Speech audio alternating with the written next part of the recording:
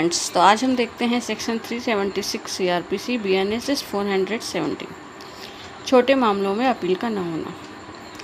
तो धारा 415 में किसी भी बात की होते हुए 415 क्या है, दोष सिद्धि से अपील।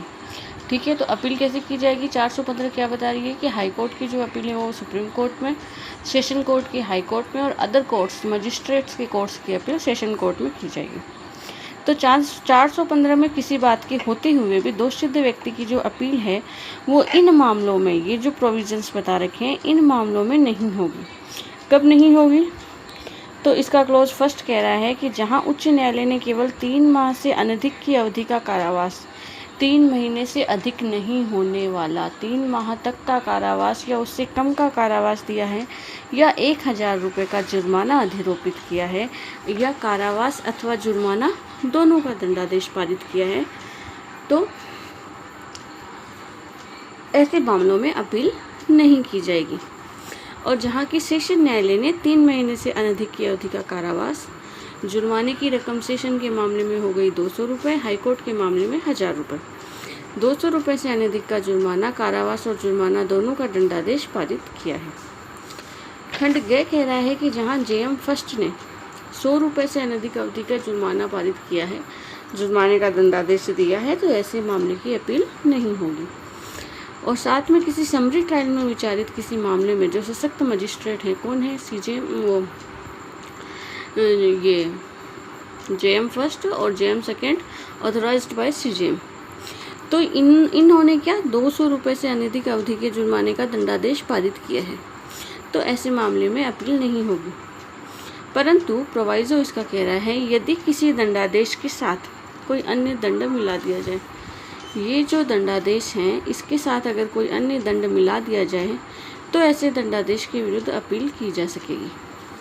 इसके साथ कोई अन्य दंड मिला दिया गया है तो अपील की जा सकेगी, किंतु इस आधार पर अपील नहीं की जाएगी। उसमें भी अपील किन आधारों पर नहीं की जाएगी? तो इसमें भी आगे 3 क्लोज हैं कि जहाँ की दोषसिद्ध व्यक्ति को परिशांति कायम रखने के लिए प्रतिभूति देने का, श्योरिटी देने का आदेश दिया गया है। सिक्योरिटी देने का जहाँ किसी व्यक्ति को आदेश दिया गया है,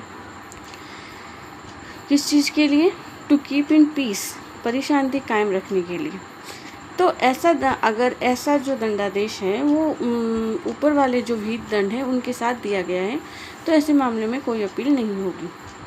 क्लोज सेकेंड इसका कह रहा है कि जुर्माना देने में व्यतिक्रम होने पर, भाई जो जुर्माना ऊपर अधिरोपित किया गया है उसको देने में अगर कोई व्यतिक्रम करता है तो ऐसे मामले में भी अपील, कारावास के दंडादेश के निर्देश की अपील नहीं होगी।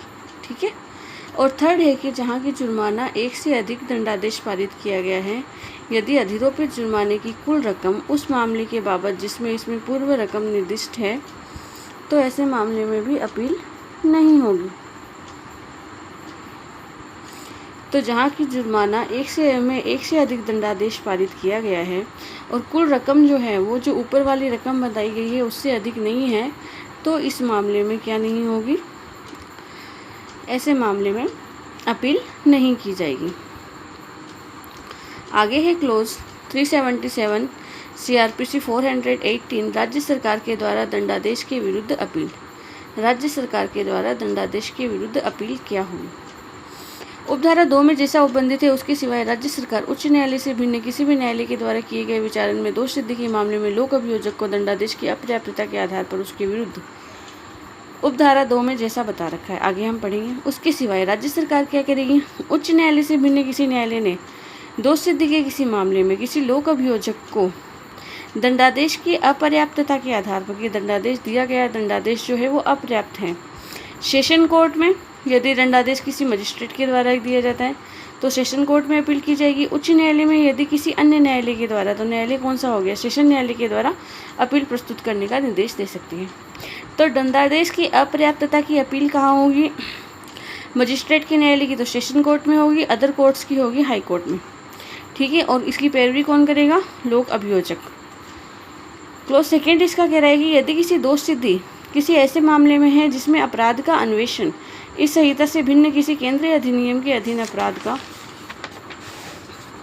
अन्वेषण करने के लिए सशक्त किसी अन्य अभिकरण के द्वारा किया जाता है, तो केंद्र सरकार भी लोक अभियोजक के को दंडादेश की अपर्याप्तता के आधार पर उसके विरुद्ध अपील जो है वो सेशन कोर्ट में मजिस्ट्रेट के द्वारा दिया गया, हाई कोर्ट में किसी अन्य न्यायालय के द्वारा दिया गया है तो अपील प्रस्तुत करने का निर्देश देगी। तो अगर सीबीआई से रिलेटेड कोई मैटर है, ठीक है, सेंट्रल का मैटर्स जो हैं वो दोष सिद्धि का कोई मामला है जिसमें कि अन्वेषण जो है वो इस संहिता से भिन्न किसी एजेंसी के द्वारा किया जा रहा है, तो किसके द्वारा किया जा रहा है? सीबीआई के द्वारा किया जा रहा है।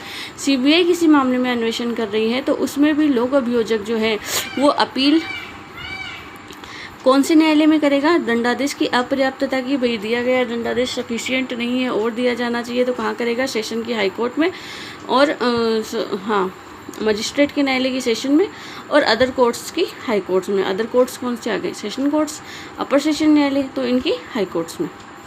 और जब दंडादेश के विरुद्ध अपर्याप्तता के आधार पर अपील की जाती है तो यथास्थिति सेशन न्यायालय, उच्च न्यायालय क्या करेगा? ऐसे दंडादेश में वृद्धि तब तक नहीं करेगा जब तक कि अभियुक्त को उसकी वृद्धि के विरुद्ध युक्तियुक्त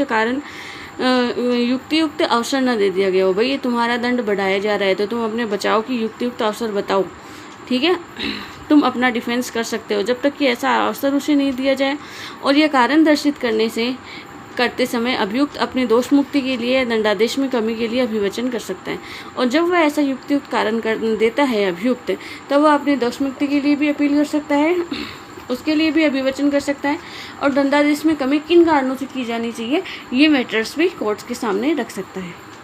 तो अभियुक्त को सुने बिना, अभियुक्त को सुनवाई का उचित अवसर दिए बिना किसी भी दंडादेश में वृद्धि नहीं की जाएगी। क्लोज 4 है कि जबकि कोई अपील बीएनएस की धारा 64 to 71 ये जो प्रोविजंस बता रखे अर्थात रेप के विरुद्ध फाइल की गई है, तो ये जो अपील है वो कितने महीने के भीतर निपटाई जानी चाहिए? 6 महीने के भीतर, 6 मंथ के भीतर निपटाई जानी चाहिए। वेरी इंपॉर्टेंट है ये प्रोविज़न। और ये प्रोविज़न कहाँ आया है? ये प्रोविज़न 418 के क्लोज 4 में आया है। Very important provision. आगे है 378 दोष मुक्ति की दशा में अपील। तो जहाँ की एक्विटल कर दिया गया है तो उसमें अपील कहाँ होगी? जहाँ उपधारा 2 में जैसा उपबंधित है उसके सिवाय और उपधारा 3 और 5 के उपबंधों के अधीन रहते हुए।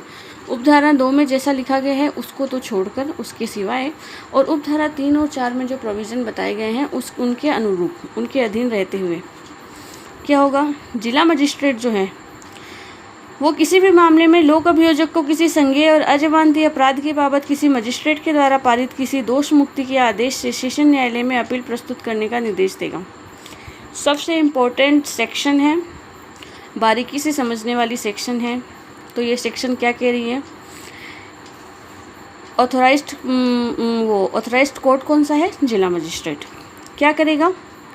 किसी लोक अभियोजक को किसी मामले में किसी पब्लिक प्रोसिक्यूटर को किसी कॉग्निजेबल और नॉन वेलेबल ऑफेंस के मामले में किसी मजिस्ट्रेट ने अगर दोष मुक्ति का आदेश दिया है तो कहाँ अपील करने के लिए निर्देश दे सकेगा? सेशन कोर्ट में अपील करने के लिए निर्देश दे सकेगा। तो इसको एक बार फिर से क्लियर करते हैं कि कोई मैटर है उसमें किसी भी पब्लिक प्रोसिक्यूटर को, मैटर कौन सा है? कॉग्निजेबल और नॉन वेलेबल मैटर है। ऐसे मैटर में और पारित किसके द्वारा किया गया है? मजिस्ट्रेट के न्यायालय के द्वारा पारित किया गया है। जहाँ मजिस्ट्रेट के न्यायालय के द्वारा पारित किया गया है वहीं जिला न्याय मजिस्ट्रेट को अधिकारिता है। वहाँ जिला मजिस्ट्रेट क्या करेगा? जिला मजिस्ट्रेट लोक अभियोजक को इस बात की सूचना देगा कि पर्टिकुलर मामले में वो अपील कहाँ करे? सेशन कोर्ट में करे, इस चीज़ का निर्देश देगा। Very important. आगे खंड ख है कि राज्य सरकार, अब आ गई ना राज्य सरकार, राज्य सरकार किसी लोक अभियोजक को उच्च न्यायालय से भिन्न किसी न्यायालय के द्वारा पारित दोष मुक्ति के मूल या अपीलीय आदेश जो खंड क के अधीन आदेश नहीं है, पुनरीक्षण में सेशन न्यायालय के द्वारा दोष मुक्ति के पारित किए गए आदेश की उच्च न्यायालय में। तो जहाँ मजिस्ट्रेट का कोर्ट है वहाँ जिला मजिस्ट्रेट कहेगा, और जहाँ पर कि सेशन न्यायालय का कोर्ट है और सेशन न्यायालय के पास मामला या तो स्वयं आया है या मामला अपील में आया है, मजिस्ट्रेट से अपील में आया है, या फिर किसी मामले में सेशन न्यायालय ने रिवीजन के दौरान क्या कर दिया है? दोष मुक्ति का आदेश दे दिया है। तब ऐसे मामले में अपील कौन करेगा? करेगा तो लोक अभियोजक, लेकिन इसे करने का निर्देश कौन देगा? करने का निर्देश देगी राज्य सरकार। और कहाँ करने का निर्देश देगी? राज्य सरकार देगी उसे हाई कोर्ट में अपील प्रस्तुत करने का निर्देश देगी।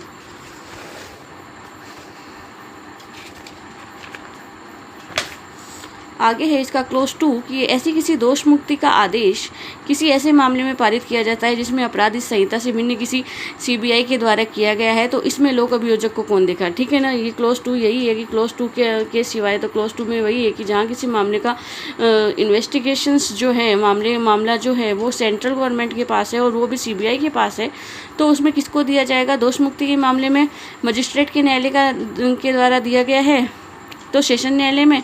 और कौन दे रहा है, केंद्र सरकार दे रही है। इसमें कोई जिला मजिस्ट्रेट और वो नहीं है, सरकार ही है, केंद्र सरकार दे रही है। किसको दे रही है, ये मजिस्ट्रेट के न्यायालय में कोई ऐसा आदेश दिया गया है दोष मुक्ति का, तो उसकी अपील कहाँ की जाएगी, सेशन न्यायालय में।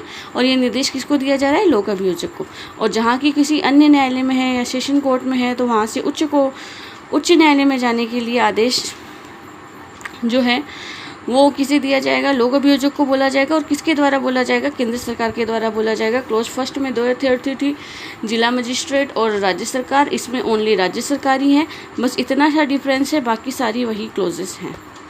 ठीक है, या तो मामला उच्च न्यायालय से भिन्न खंड कह के अधीन उसके पास आया है, या फिर पुनरीक्षण में सेशन न्यायालय ने ऐसा कोई आदेश दिया है, तो उसकी अपील कहाँ होगी, हाई कोर्ट में होगी। अब क्लोज 3 और क्लोज 5 के अधीन रहते हुए ये बोला गया ना, तो क्लोज फर्स्ट और क्लोज सेकंड के अधीन जो उच्च न्यायालय है, उच्च न्यायालय को कोई भी अपील जो है वो उच्च न्यायालय की इजाज़त के बिना ग्रहण नहीं की जाएगी। उच्च न्यायालय कोई भी अपील जो है वो उस पर पहले साइन करेगा, उसके पश्चात उस अपील को ग्रहण किया जाएगा। 1 और 2 के अधीन जो भी अपील उच्च न्यायालय के समक्ष आई है। क्लोज 4 कह रहा है कि यदि दोष मुक्ति का आदेश परिवाद पर संस्थित किसी मामले में दिया गया है, ठीक है, परिवाद पर संस्थित कोई मामला है, उसमें अगर दोष मुक्ति का आदेश दिया गया है कंप्लेंट पर संस्थित किसी मामले में, तो उच्च न्यायालय परिवादी द्वारा उसके इस निमित्त आवेदन किए जाने पर दोष मुक्ति के आदेश की अपील करने की विशेष इजाज़त देता है, तो परिवादी ऐसी अपील उच्च न्यायालय में उपस्थित कर सकता है। परिवाद पर संस्थित किसी मामले में दोष मुक्ति का आदेश दिया गया है, एक्यूज्ड को दोष मुक्त कर दिया गया है, और परिवादी इस निमित्त कहाँ आवेदन कर रहा है, हाई कोर्ट में आवेदन कर रहा है। हाई कोर्ट से स्पेशल वो इजाज़त लेनी पड़ेगी, स्पेशल लीव लेनी पड़ेगी, और उसके पश्चात परिवादी जो है वो हाई कोर्ट में अपील कर सकता है। क्लोज 5 इसका कह रहा है कि दोष मुक्ति के आदेश की अपील जो है उपधारा 4 के अधीन, जहां उच्च न्यायालय की दशा में परिवादी लोक सेवक हैं, ठीक है ना, ये इंपॉर्टेंट क्लोज आ जाता है कि परिवादी अगर कॉमन पर्सन है तो हाईकोर्ट से स्पेशल लीव ले लो और उसके पश्चात कर दो। और अगर ये जो परिवादी है ये क्या है, परिवादी अगर कोई लोक सेवक हैं, ठीक है, तो ऐसी दशा में अपील कब की जाएगी, दोष मुक्ति की तारीख की संगणित 6 महीने की समाप्ति के पश्चात की जाएगी। ठीक है, जब से दोष मुक्त किया गया उसकी तारीख से 6 महीने की समाप्ति के पश्चात की जाएगी, और किसी अन्य दशा में संगणित 60 दिन की समाप्ति के पश्चात नहीं होगी।